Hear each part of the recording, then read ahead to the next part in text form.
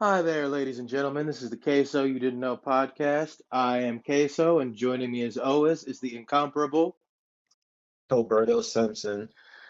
Alrighty. Now we got a hell of a show for you that I think people, within our age bracket are really gonna love. It kind of ties in with what we were talking about the last couple episodes we've done. How history is something that is a living, breathing entity that we're living through every day, aren't we? I'd like to start off by saying we are covering the one, the only, the magnificent Rey Mysterio. How do you know this name, ladies and gentlemen? Well, Oscar Gutierrez Rubio, universally known as Rey Mysterio, is not merely a successful professional wrestler. He is a transformative cultural icon whose career fundamentally redefined the aesthetics and athletic possibilities within North American professional wrestling. Standing at 5 foot 3 inches and rarely exceeding 175 pounds, Mysterio was, by traditional standards, perpetually cast as an underdog in a landscape dominated by giants. Yet through unparalleled athleticism, daring risk-taking, and the deep cultural resonance of his mass persona,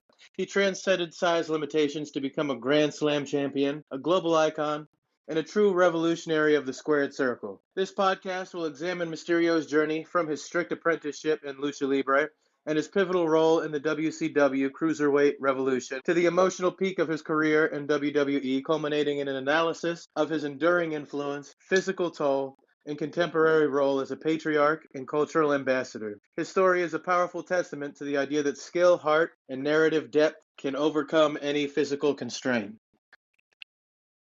Well, I didn't quite know he was that small. I mean, at least I didn't remember it that way exactly. I thought he was at least 200 plus. Nonetheless, definitely something, you know, gonna hit a little bit more closer to home in certain ways. This is somebody whose story I don't think been anybody that we've covered so far whose story I watched growing up, you know? So definitely ready to get into this. And him being 5'3", which is, I don't know, not all that taller than a midget, that speaks for itself. I'm telling you, when I watched that match the other night with my son, John Cena, Sheamus, and Rey Mysterio was getting a piggyback ride from John Cena by the end of it when they were leaving the ring, pretty much. And it jumped at me then how short he really was. Oh yeah. I don't know. Sometimes I thought about whether or not he walked around his house in his mask as a little kid, but Wouldn't that be awesome? Like his wife has to call him Rey Mysterio the whole time. yeah, you know what I mean? That'll be something else. He don't even wash his face. He just wash the mask off. That'll be some other shit.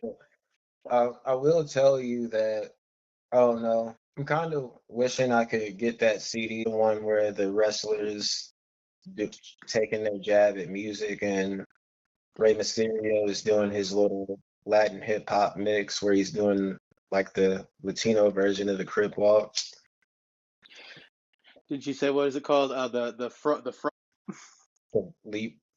Yeah, something like that. Man, and then John Cena does his own music and he comes out to his own music and I'm sitting here watching him like, I don't know, man. I feel like that's a little corny. Yeah, and yeah, in certain ways. I mean, to be fair, I mean, The Rock has never been a musical artist, but he is the one talk on his theme song. He's the one in the background. I mean, he that is pretty much a song, and he does that the whole The Rock says. I listened to that whole thing, and it's basically him doing his little slogans throughout the songs, like The Rock says, know your room, like that shit.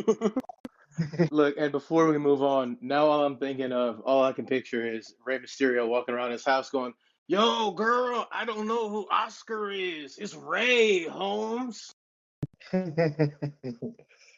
It's crazy because when you said that, I envisioned Felix from the Proud Family, and it's funny how his neighbor's name is Oscar, and he's the Latino guy. It's just funny to me.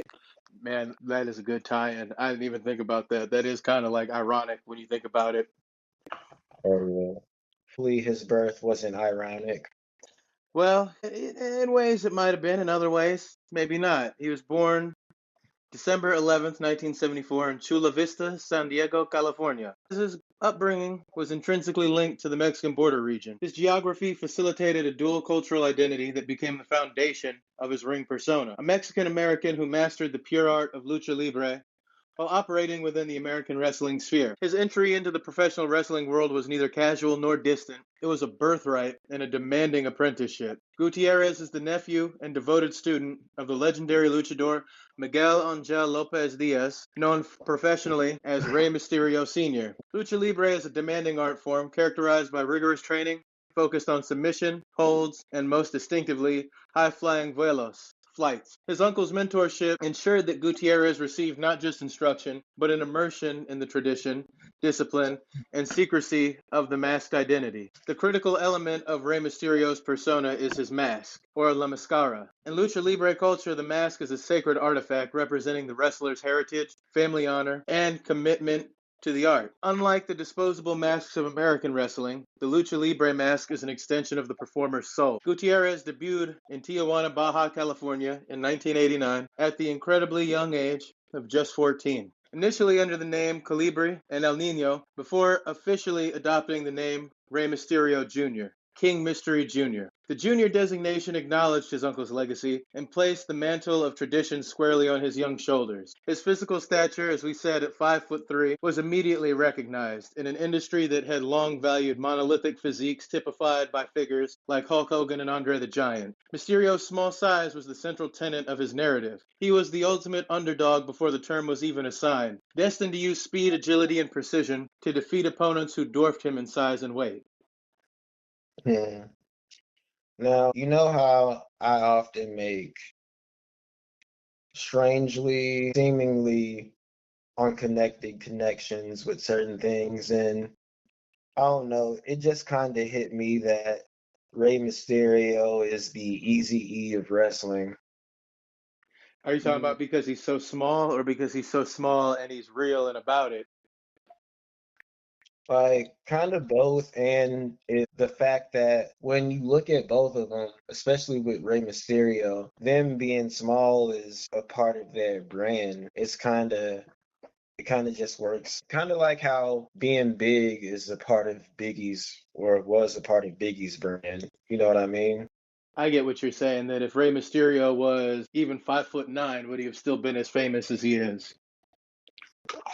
No, I'm not even gonna say that because yeah, him being small, I mean he used it to his advantage to make it basically his trademark, but if he still had the same skills, like yeah, I think he could have still made it and shit, but would that be a part of his trademark and stuff, and would he still have that ultimate underdog moniker hanging over him the same way he does right now? Like, I don't know. I don't think he probably would have been looked at as an underdog like that. Because I hate to be that guy, of course, because it's not like I'm Shaq or something. I'm just 5'7". But even like when you're my height, I feel like when you're 5'7", when you like from the 5'7" to 5'10" range, that's when people look at you like, yeah, you're short, but you're not short to where you don't have the wherewithal to do a lot of things and shit like that. Like you're not little like that. But I feel like anything 5'6" and below for a man, that's when you're like into the really short stages.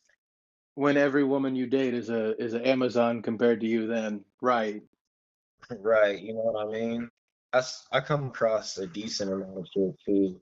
I'm taller than or who I'm at least eye level with, you know?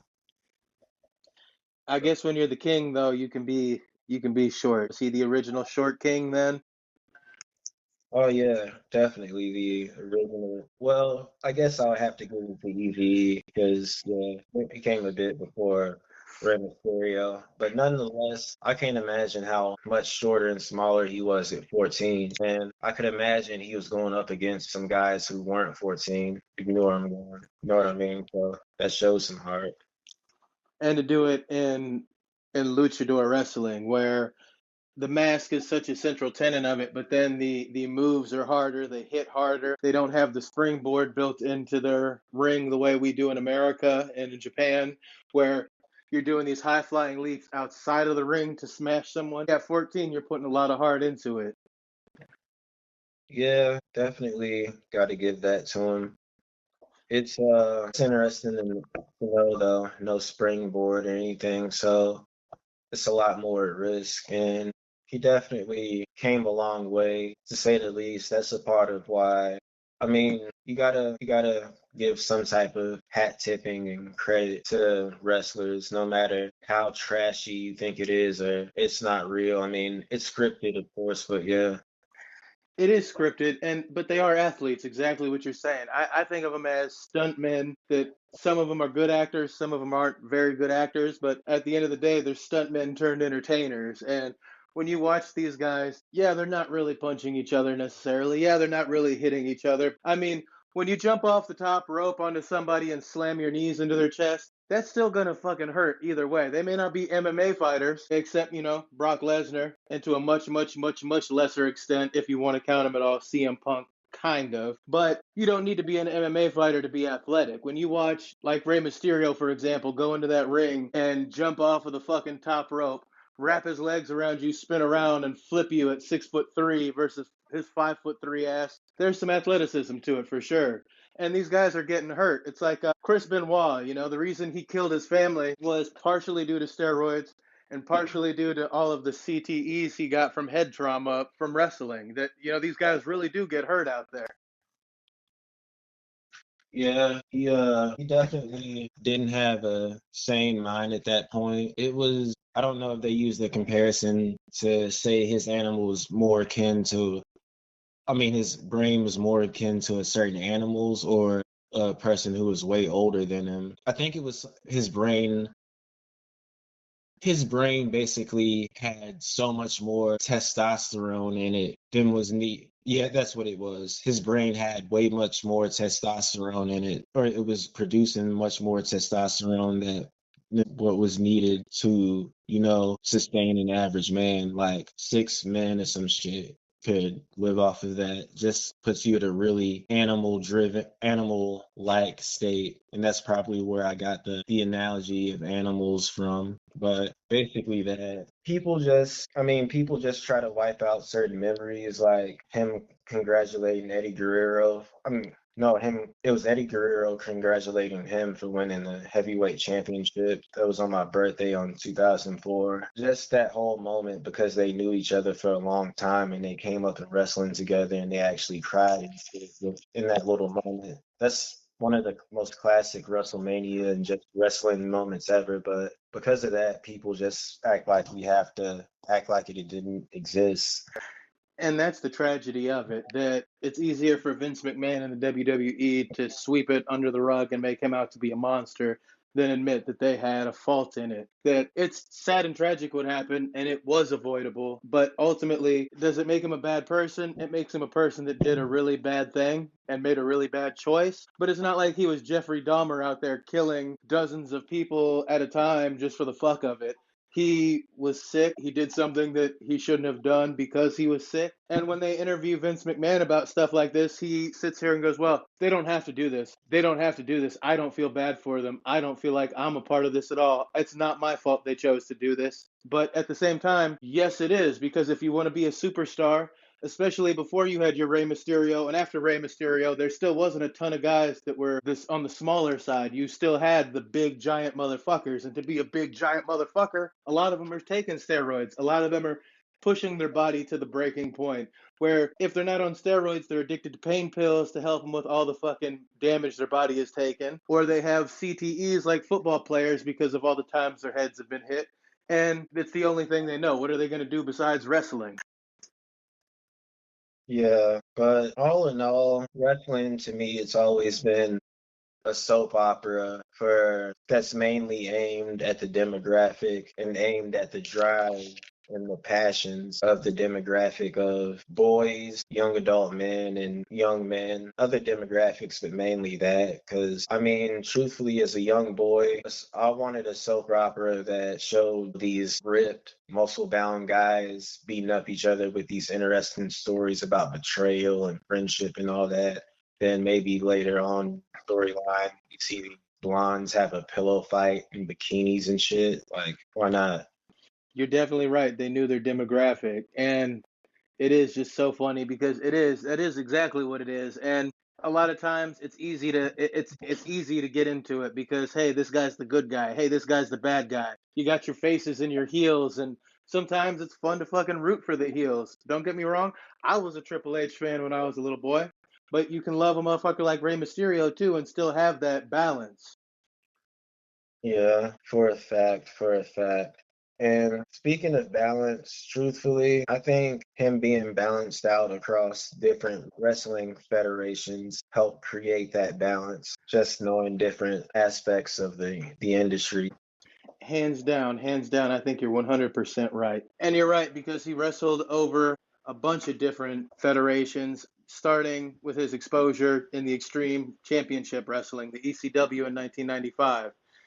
ECW, known for its hardcore style and willingness to experiment, provided a platform for his unique athleticism. Here, Mysterio engaged in groundbreaking series of matches, primarily against fellow Mexican innovator Psychosis. These matches were startling to American wrestling audiences, displaying a pace, complexity, and aerial risk that was previously unseen on television. They were athletic contests, not just brawls, and they served as the perfect audition for the national stage. In 1996, Rio then joined the World Championship Wrestling Federation, the WCW, which was in the throes of Monday Night Wars. WCW's management, particularly Eric Bischoff, had the foresight to import talent from Mexico and Japan, formalizing the cruiserweight division for wrestlers of 225 pounds. Mysterio quickly became the undisputed foundation of this division, which many fans and critics argue became the most consistently exciting portion of the WCW Nitro broadcast. His rivalries with technical wrestlers like Dean Malenko and his defining series of matches with Eddie Guerrero are considered masterpieces of the genre.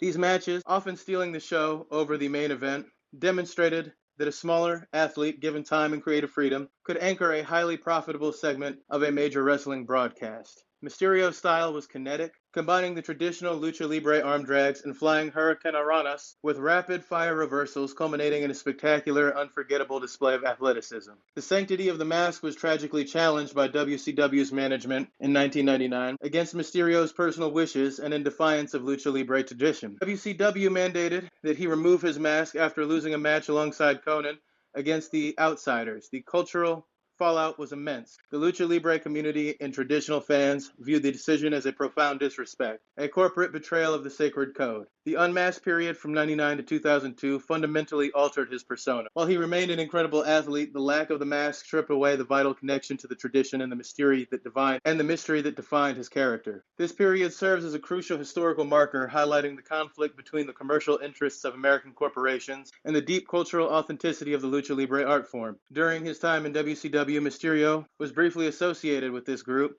led by Eddie Guerrero. Although short-lived, the LWO was a significant attempt to consolidate and legitimize the talent roster of Latino performers, demanding respect and exposure. This faction would later be resurrected in a very meaningful way that defined Mysterio's later career. I'm glad we got to get ECW out the way, or at least get their name out there. Probably better to say. It was just not a lot of light shown on them that I feel the WCW gets at least. They get that nostalgia love, but ECW doesn't really get that, you know? Not at all. And it's like you said before in conversations, you got guys like New Jack that were just so psychotic, man, that they couldn't make it in the mainstream. And you had a lot of crazy guys in that federation that really defined wrestling at that time. That, Paul Heyman really deserves his shout outs here.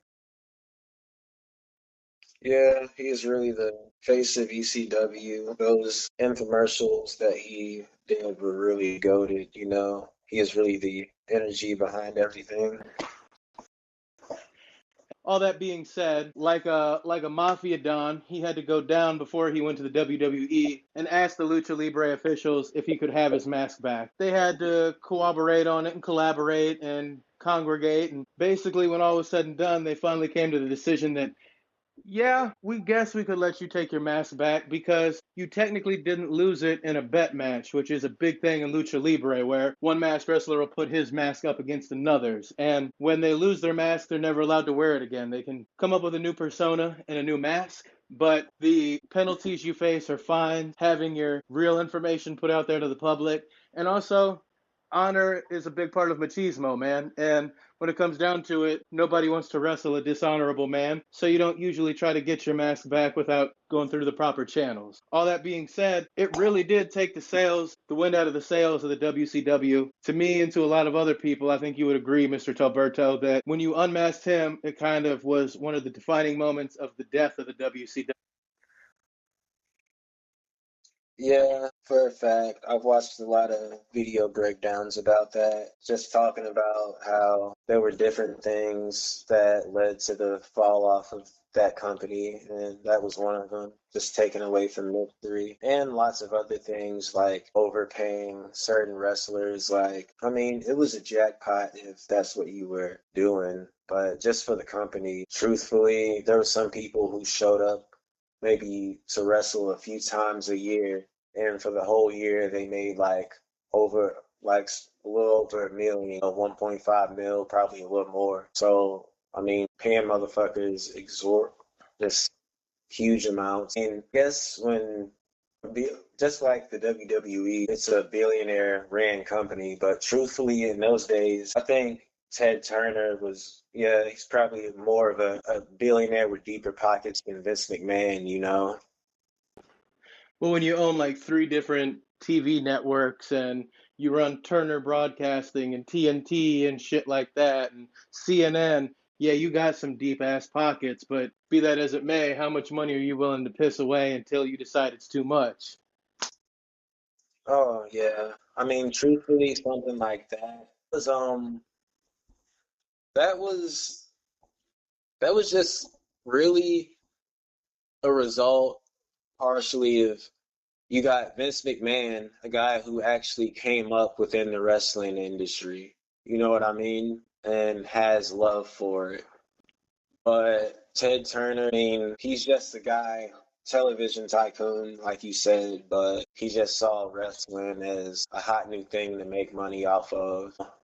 And he wasn't wrong for a hot minute. And truthfully, without the WCW, I think you still have a decent stable of superstars, but I don't think the WWE, at least when we were growing up, would have had anywhere near the clout or stars it did without the WCW.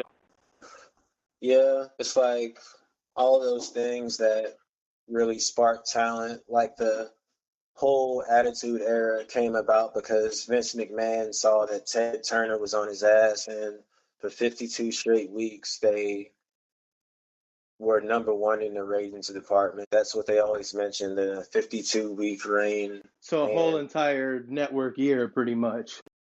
right, right. I mean, that, yeah, 52 weeks in a year. And they were taking over, and Vince McMahon said to himself he had to do a revamp. He hired just a whole bunch of new people, porn stars and shit. That's when DX came out. That's when, around the time The Rock started doing his thing. That's when Stone Cold switched to his, you know what I mean, Stone Cold type of character. It was just a new type of thing, and that's where we got the Attitude Era, a more raunchy era of wrestling. Just And, like with BCW, with that, we got Chris Benoit, I think, Booker T, NWO came over to WWE, and that's when Hulk Hogan and The Rock had their match eventually. see some big stuff that I don't think you'd ever gotten if it wasn't for that era and those two federations kind of going at it. And I mean, you think back, I remember like the N64 games, dude, of the WCW or the WWF versus WWE, SmackDown versus Raw, all that kind of shit in that era Mm-hmm. that just wouldn't exist if they weren't all warring with each other. Yeah, damn right, damn right. I still remember playing those VCW games.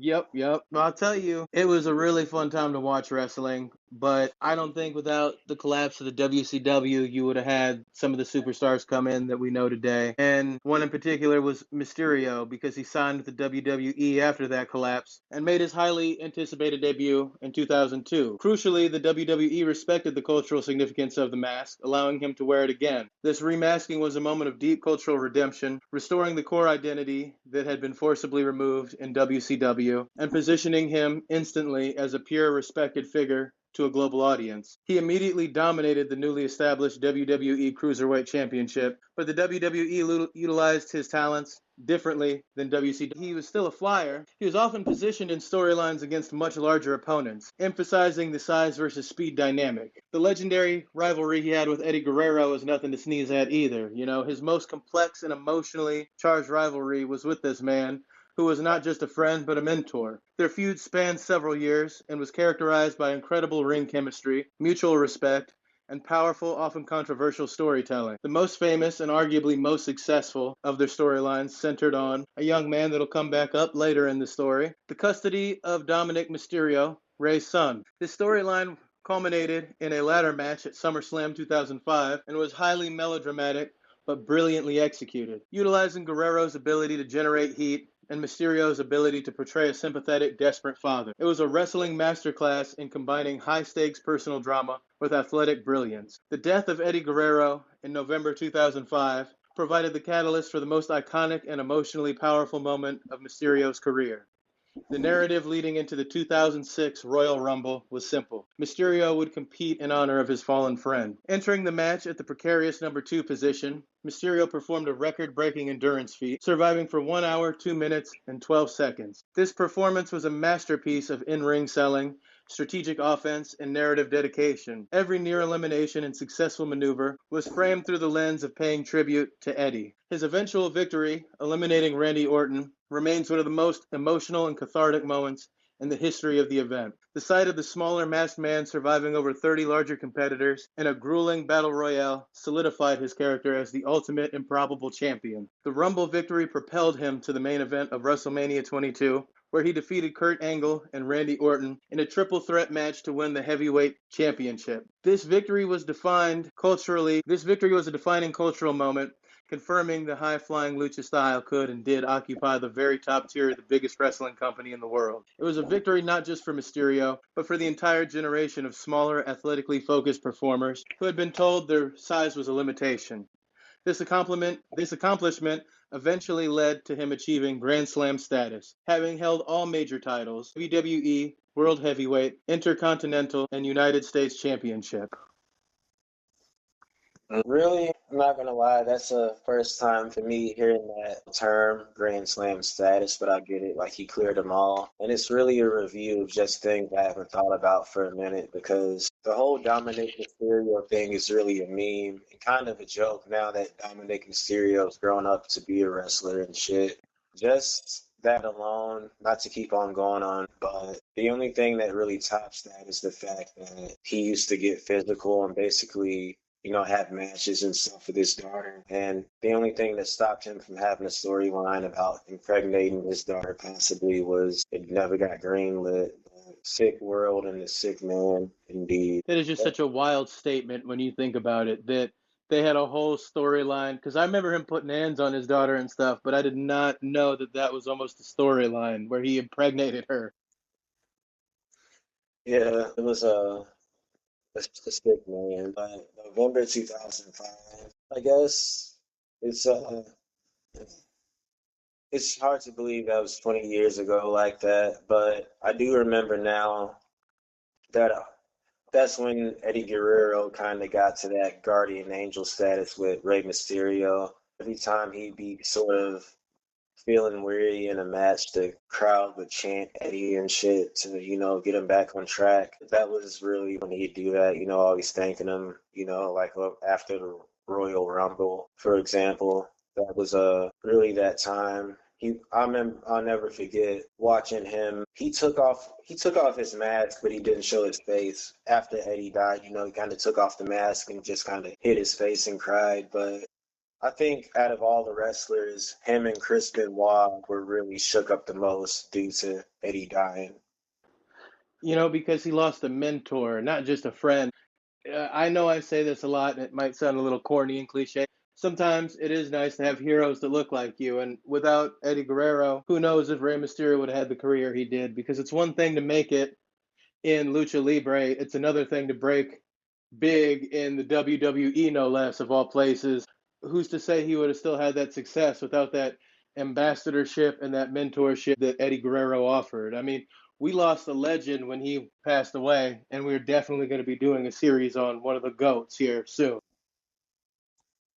Oh yeah, just pretty original, the whole lie, cheat, steal thing. I'm glad I got to witness the Eddie Guerrero era live and up front in person. It's just one of those you had to be that type of things. And Him, no, but just him always, like he'd find some way to knock out the referee or some shit, or he'd hit his opponent with a chair and act like he didn't do anything. That was always that was pretty fresh, kind of unseen to any eyes in the wrestling audience. and now it's something that is so done up that people don't even realize unless they're big enough fans, especially these young kids. Like, you can thank Eddie for that shit and the original LWO, man. That you got to appreciate a man that was trying to bolster and pull other Latinos up to the top ranks.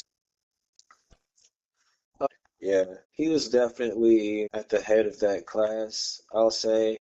I'm trying to think about, did you name the other guys who were in it besides Eddie and Ray? I did not. Are you familiar with the original iteration? Outside of those two, not really, no. Like you said, it was a short-lived faction. You had Guerrera, Mysterio Jr. I'm so bad with his name. Juventud Guerrera, Uh, Psychosis, La Parca, and Hector Garza. Other initial members were Silver King, El Dandy, Damien, Villanova, and Spider. okay, sounds decent. But just while I got you here, what do you think about some people's opinions that Eddie Guerrero was sort of representing not so fashionable, not so likable, not so positive qualities or stereotypes even of Latino people, the whole coming out to the ring in a lowrider type of thing. I think they were things that people probably already had in their head about him, and you gotta appreciate a motherfucker that owned it. Was everything he did in the most positive light? Not necessarily, but he was putting on a spectacle and he knew how to do it. I do agree that maybe he could have toned it down in certain areas, and maybe certain things weren't as positive. But as a whole, when you look at him as a person, I think he more than made up for it. Oh yeah. And also being from Texas, period. Lots of great wrestlers are from Texas, Shawn Michaels, Stone Cold, Eddie, Booker T. You can go down the line. There's a lot of them. He really was the pride of El Paso. Without a doubt, without a doubt. Like I said, they lost a legend when he passed away. Yeah, I never really heard of him before Eddie Guerrero, truthfully. But nonetheless, just as far as Mysterio's style overall, what's the full overview of that?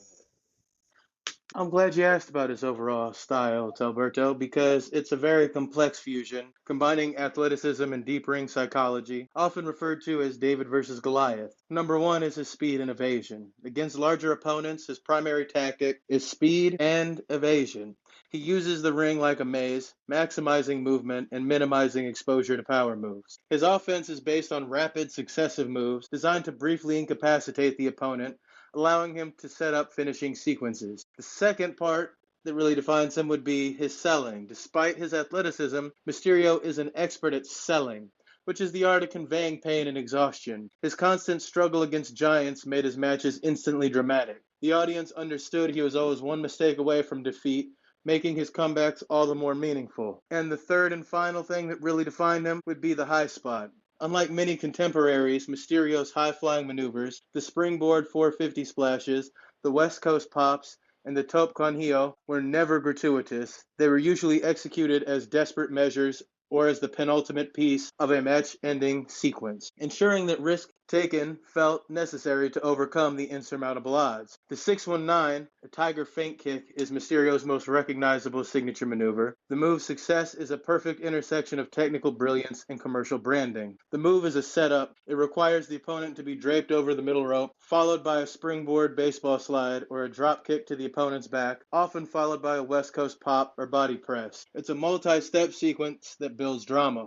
The name is the area code for San Diego, California. By naming his move after his hometown, Mysterio anchored his lucha tradition within his American identity, creating a move that was instantly recognizable and marketable worldwide. It's a defining piece of pro wrestling iconography. The longevity of Rey Mysterio's career is a testament to his dedication, but it comes at a tremendous physical price. The constant gravity-defying maneuvers took a catastrophic toll on his body, particularly his knees, which required numerous surgeries and prolonged periods of rehabilitation. His career is a physical roadmap of the costs associated with the high-risk lucha style in the American ring. Every high-flying sequence represented a calculated risk with his long-term health, further cementing his legendary status among fans who understood the sacrifice required. And like many people, I'm not gonna lie, my first introduction to 619 being the area code of San Diego is via Rey Mysterio. But it's, like I said, definitely a move I haven't thought about in a while. Just thinking about the actual setup, how he used to find some way to get his opponent tripped up and bent over and like slouched over one of the ropes in the ring. Then he'd eventually, spin around and kick him. But pretty pretty decent. Gotta visit one day. All bullshit aside, I hear great things about the legendary 619 San Diego. Oh It would yeah, be a fun place to visit. And man, as you said, you haven't thought about it in years. I hadn't either until I started watching this WWE with my son.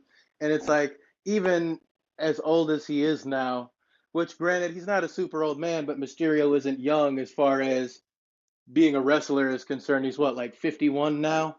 Which, as we said, not old for a normal person, but getting old for a wrestler for sure. And you see him get in that ring, and he still moves with that speed and agility and precision that he moved with at half his age.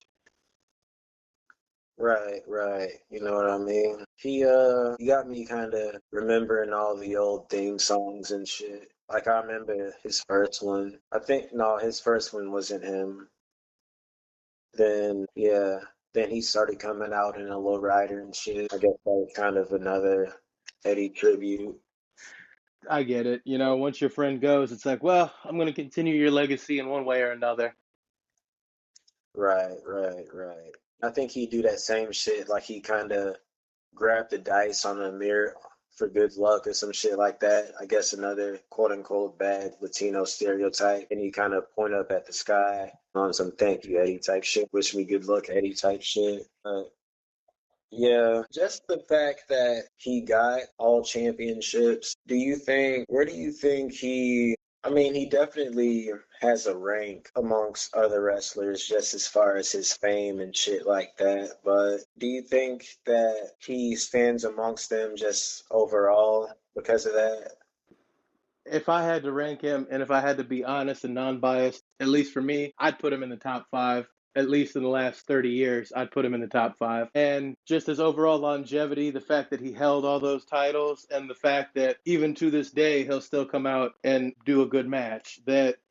And he created a son that more or less is making a semi name for himself in the wrestling world now. He's one that comes out probably every other week. And where do you see him at on the scale yourself? I know you're probably honestly a bigger fan than I am, even.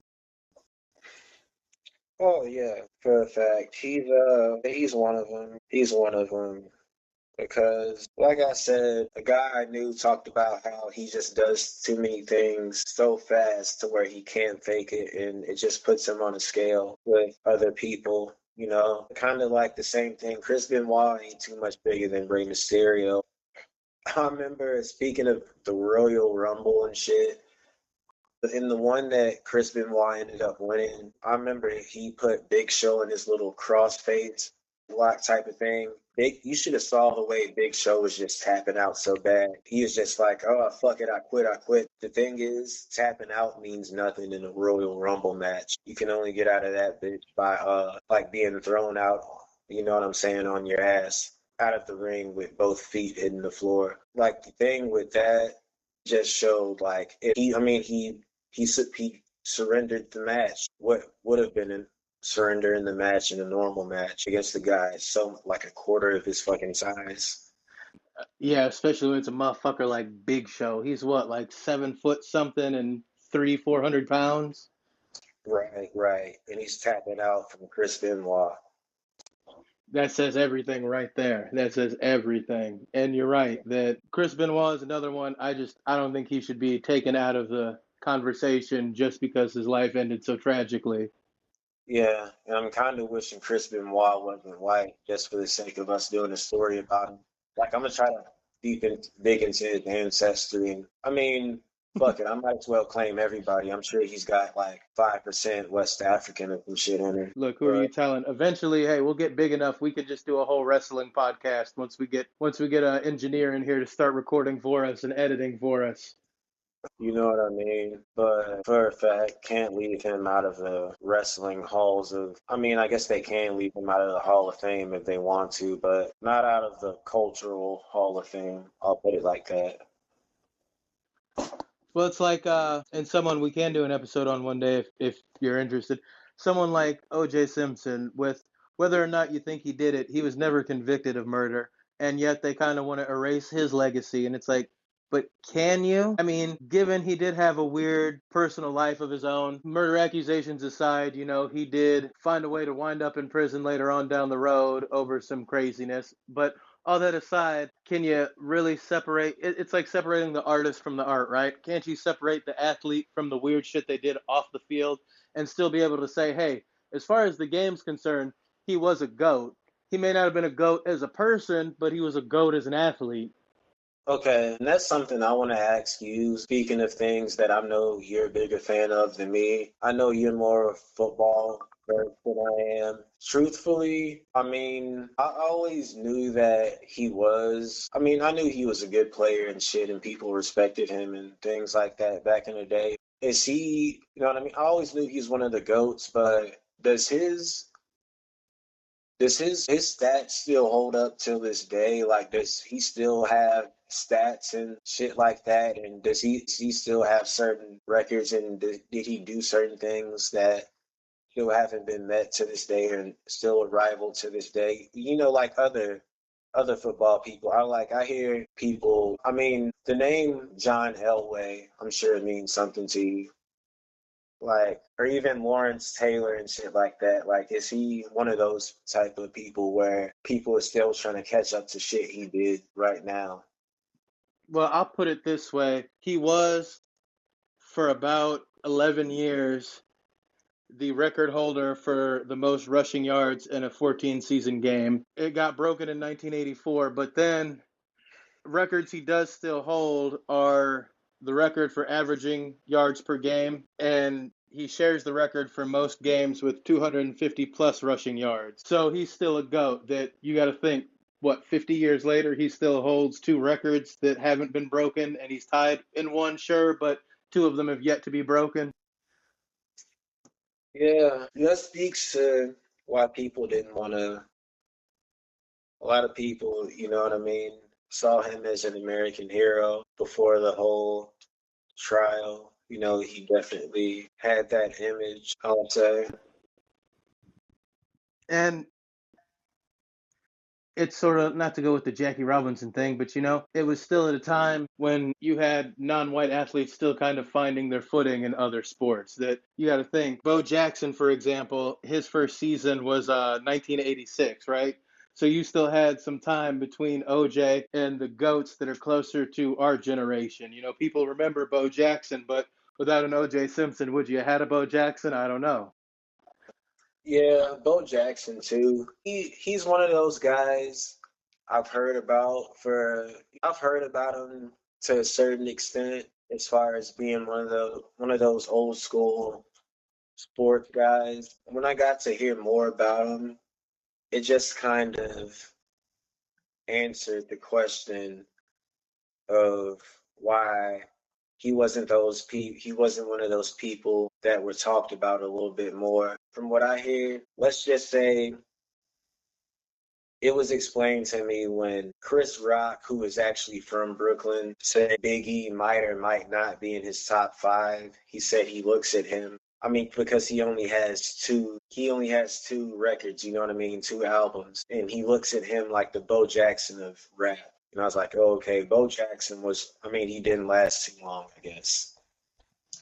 I mean, you can't take away the fact that he was a professional baseball player and football player simultaneously and achieved the distinction of being an all-star in both games. I'm I'm sure, are you familiar with his whole that little saying he had back at the time of Bo knows this, Bo knows that? Oh yeah, oh yeah. Yeah. But, I'm sure he had a big head and shit too, and maybe off the field he wasn't such a good guy either. Because oftentimes it seems when you give someone that level of immense talent, they kind of become assholes. Look at Michael Jordan. Oh, yeah. I mean, we can throw Shaq in that picture too. You know what I mean? I heard he used to throw piss on his, teammates and shit. Shaq was a sick fuck back in the day. And then you Also, have poor Kobe that had to put up with this fucking giant until he was like, trade him or I'll leave, trade him. yeah, that was such a big spectacle. Dude, please tell me you remember the hey Kobe. Tell me how my ass tastes. Yes, yes. Hey, all bullshit aside, I swear, if I'm lying, I'm flying. The first thing I thought about after Kobe died was that I was like, damn, this is gonna be seen under such a different light now. Like, god damn. Man, but see, it seems to be like a recurring motif, especially in basketball. Like, didn't one of LeBron's teammates fuck his mom or something? Yeah.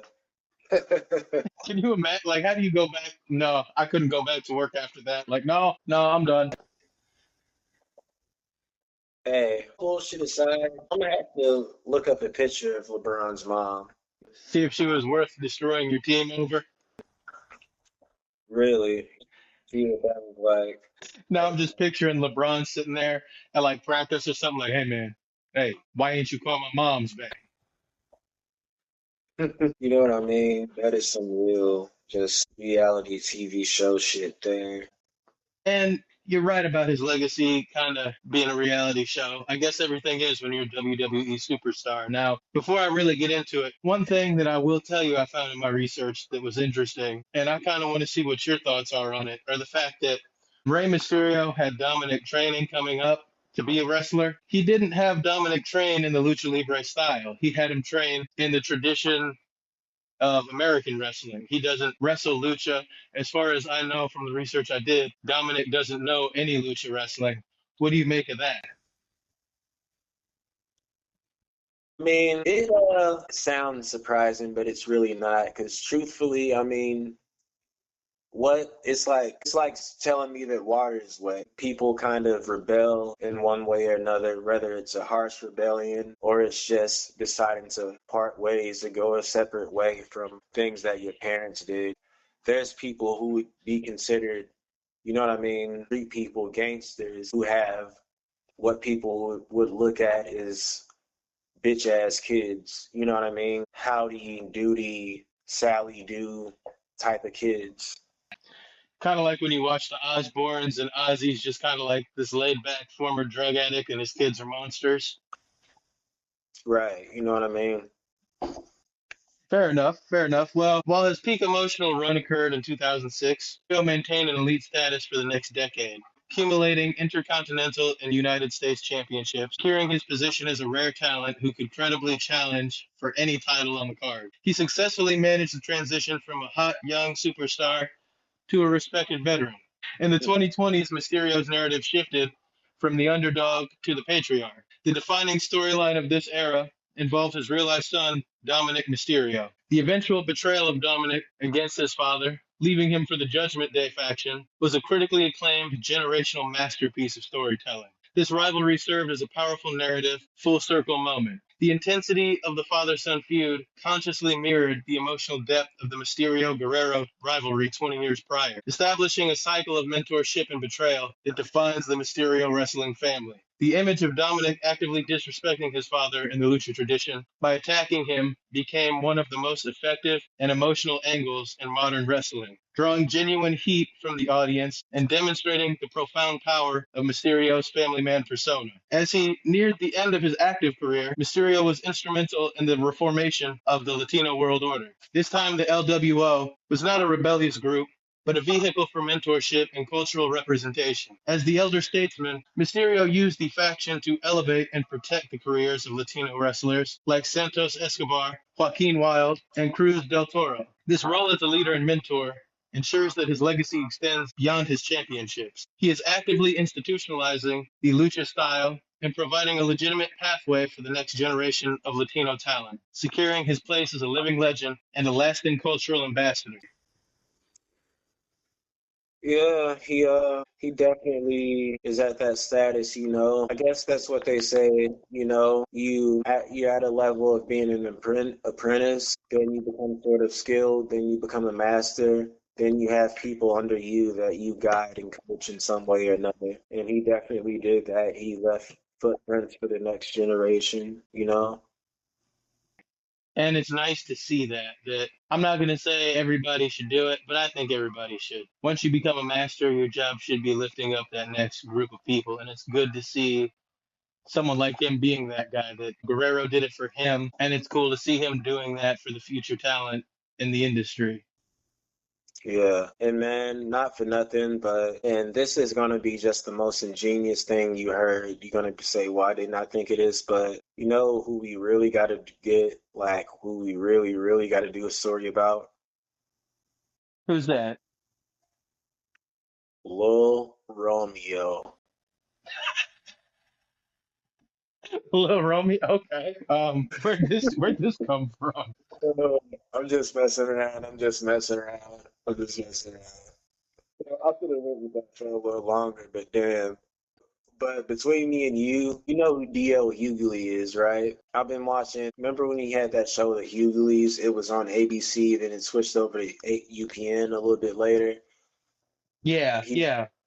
yeah, he was on one of the episodes, and I don't know. I was just thinking like, yeah, let me hear you spit some water. I'm a little Master P. My daddy got me out here, you know what I'm saying? He got Chopper Style to compete with Nelly, and he got me to compete with Lil Bow Wow. That's what Master P used to do and shit. But I don't know, kind of get his version of what was hot. But all bullshit aside, I was thinking like, because I am doing one on King Vine, I was like, damn, what if I did try to fit Lil Romeo in there? Because I mean, at least we can fit King Von into the whole true crime category type of thing like that. Like somebody who had like a more of a musical splash, I'd say. But I mean, I guess we technically could because I mean, he had a night. He was a little kitty star, but that'd be something else. A little Romeo. I'll put it this way, and this is how old we are. I remember being a little boy living in Hazelwood, and we had this neighbor that was his name was Jonathan. And then we had this little girl that lived up the street. And man, you had never seen a little boy have so much of a headache trying to avoid a little girl because she'd come roaming up like, "Where's Jonathan at? Where's Jonathan at? He's so cute. He looks like little Romeo." Oh yeah. I'm not gonna lie. Lil Romeo, man, he had him back in the day. He had all the little girls back in the day. I can't lie. Just the whole I remember on his little show. This might not even be an exact line, but he just whenever they'd have him acting period, he just say some old borderline corny shit like, you know what I'm saying? They call me Romeo. No, Romeo boat girl. See, I could see that being the line, man. I could see it though. Yeah.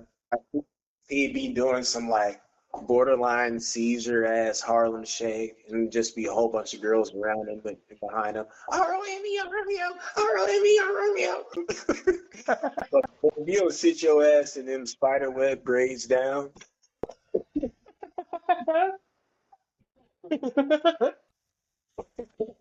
Oh fuck no, dude. Hey, we'll Um, get to the point we might do Romeo. Who knows? Look, all his fans are adults now, so maybe they love that shit. Why not take that path down memory lane that long? That And won't then be. we can do Bow Wow too, but we only do Bow Wow if we can include that part of his life where he was stunting like he was on a private jet, and the motherfucker next to him was taking pictures like this motherfucker ain't on no private jet, he's in coach. Ugh, it's just terrible because Bow Wow. I mean, you. I'm not gonna say it's a shame that he went from. I mean, I ain't gonna lie. It's kind of sort of a shame that he went from being where he was at one point to flying coach, but the fact that he ends up lying about it just twice as sad. Own Uh, your life, right? like you've been famous, especially at a certain point. You know what I mean? Like platinum albums, movies, and shit. Now you lying about being in coach, and truthfully, the fact that you in coach. I mean, I hate to be that guy because for certain people, like I know you remember the little girl who played on the Bernie Mac show. Her character name was basically Baby Girl. And when people say shit to her about like where'd those Bernie Mac checks go, even for the girl who played the older sister, like where'd those Bernie Mac checks go? It's like, come on, I mean, that was 20 plus years ago. I mean, those were checks from a show from, like I said, long ago. Like, how long did you expect those shits to last? Like, yeah, they're gonna work regular jobs and shit like that. Not to But mention, who knows how much her parents took. Not to say they did, but you see that a lot with younger stars too. yeah, but for a motherfucker like Bow Wow, you know what I mean? And especially the fact that you had some celebrity and some hits and shit like that in movies and adulthood. So it's like, damn, dude, like what you been doing?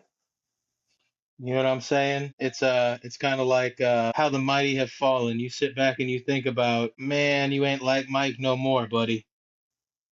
Know what I mean? Because like that motherfucker used to sell out stadiums and shit. Go on tours selling out stadiums. It's like, damn, coach, my nigga. And now he's so old, I forgot. It's like, when did he lose the Lil? Because it's like, man, I'm not Lil Bow Wow anymore. It's just Bow Wow. I'm grown up.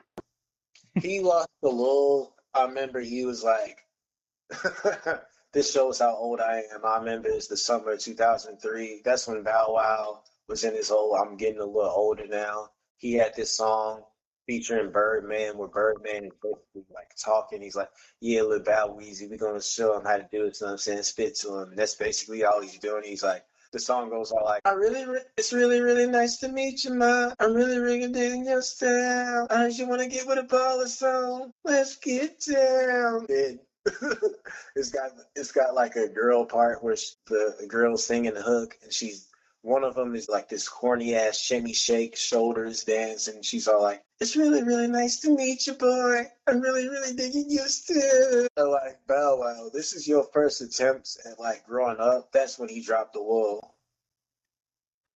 So you ready to have your heart broken though? So Soldier Boy and Lil Bow Wow, or Soldier Boy and Lil Romeo are worth $5 million, and Bow Wow is worth 1.5. What the hell? You You say want to he talk is? about superstars losing all their money, dude? You say he is Mm-hmm. 1.5, and Soldier Boy and Lil Romeo like 5 million.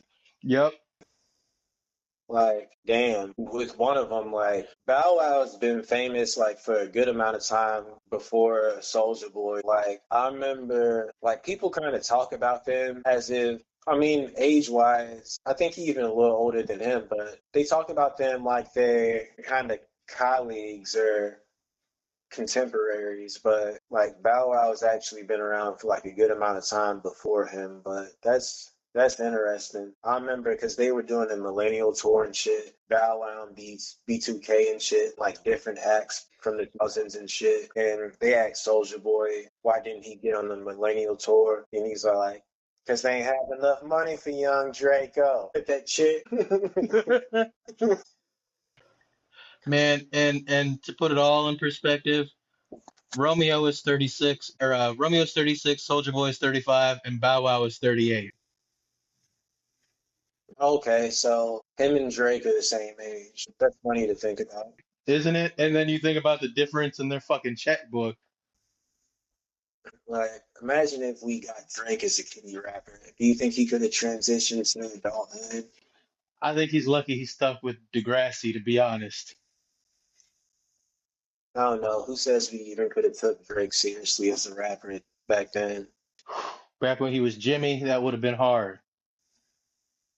Really, But really. let me put on the old glasses here and hit you with that Springer real quick. Rey Mysterio's career is a definitive case study in professional wrestling. A performer who was forced to contend with inherent biases against his size, yet overcame every obstacle to become a universal figure of commercial power and critical acclaim. He is unquestionably the greatest cruiserweight of all time, and arguably one of the greatest professional wrestlers of any size. His influence is multifaceted. He is the athlete who inspired countless smaller wrestlers, the cultural trailblazer who fought to preserve the sacred art of the mask, and the emotional anchor whose greatest triumphs were rooted in deep human narratives of friendship, family, and loss. Mysterio permanently altered the landscape of the wrestling industry by proving that high flying athleticism could sell out arenas and headline pay per views. He opened the door for the dynamic, diversified style that dominates professional wrestling today. The history of the modern wrestling ring cannot be written without acknowledging the profound and revolutionary impact of the ultimate underdog, the masked man known as Rey Mysterio. Tilberto, any closing thoughts? Anything you'd like to plug or like to promote or anything else in between? And before you finish, let me start off and finish by saying check us all out on YouTube, guys. We're there. This is going to go on Spotify as well. And we're working on adding more to the TikTok, so enjoy it. Oh yeah. Besides that, it's just the same. I feel like, well, I'm definitely getting more followers on Instagram, so I feel like people are kind of listening to me as far as that goes, and checking me out. Go ahead and look that up. TMSN, just like the name here. Just believe the cheese anywhere it goes, and yeah, more of these coming up. We'll see you later.